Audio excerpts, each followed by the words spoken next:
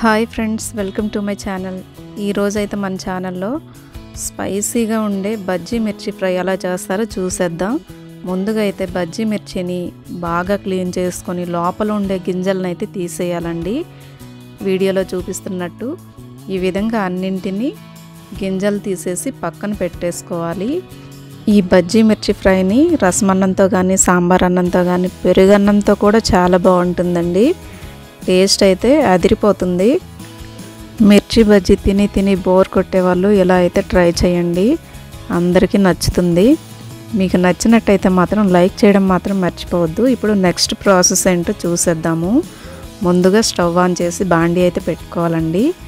1 tea spoon oil అయితే add చేసుకొని, 1/2 tea spoon జీలకర్ర, అలాగే 1/2 టీ స్పూన్ పసుపు, కొంచెం ఇంగువ యాడ్ చేసి వాటిని లైట్గా ఫ్రై చేసుకోవాలి. తర్వాత ఇందులో 100 గ్రాముల వరకు శనగపిండి అయితే యాడ్ చేసుకోవాలి. శనగపిండి పచ్చి వాసన పోయేంత వరకు అయితే వేయించుకోవాలండి. ఈ విధంగా సిమ్లో పెట్టి వేయించేసుకోవాలి.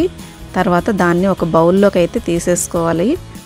ఇది కొంచెం చల్లారనివ్వాలండి. చల్లారినాక 1 టీ స్పూన్ కారం, 1 టీ స్పూన్ సాల్ట్, అలాగే 1/2 టీ స్పూన్ జీలకర్ర ధనియాల పొడి, అలాగే 2 టీ స్పూన్ల నిమ్మరసం కూడా యాడ్ చేసుకోవాలి.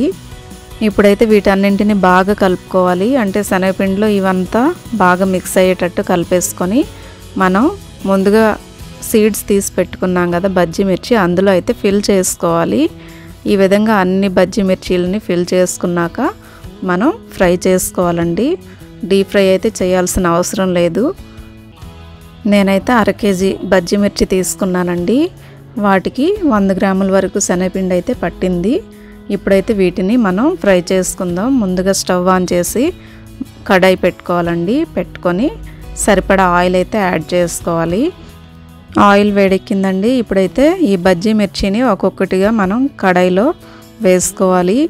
సిమ్లో పెట్టి మాత్రం వేయించాలండి, హైలో పెడితే మాడిపోతాయి. ఈ విధంగా కడాయి పైన ఒక ప్లేట్ పెట్టుకొని అందులో కొంచెం వాటర్ అయితే యాడ్ చేసుకుంటే ఆవిరి అనేది లోపలికి దిగి మాడిపోకుండా బాగా ఫ్రై అవుతాయండి. అంటే మెత్తగా ఫ్రై అవుతాయి, లేదంటే పచ్చి పచ్చిగా ఉంటాయి. వీటిని నెమ్మదిగా మనం రివర్స్ చేసుకోవాలండి. తర్వాత మనం ముందుగా స్టఫ్ చేసుకున్నాం కదా బేసన్, అది మిగిలి ఉంటుంది కదా, దాన్ని కూడా యాడ్ చేసుకోవాలి. ఈ పొడిని యాడ్ చేసుకున్నాక 1 మినిట్ ఇలా ఉంచి మనం బౌల్లోకి తీసేసుకోవాలండి. అంతే అండి, చాలా ఈజీ, చాలా టేస్టీ కూడా. చూస్తున్నారు కదా చూడడానికి ఎంత బాగున్నాయో, టేస్ట్ కూడా అంతే బాగుంటుందండి. మీకు నచ్చినట్టయితే లైక్ చేయడం మాత్రం మర్చిపోవద్దు. ఇంకో మంచి వీడియోలో కలుద్దాం. జై జగన్నాథ్.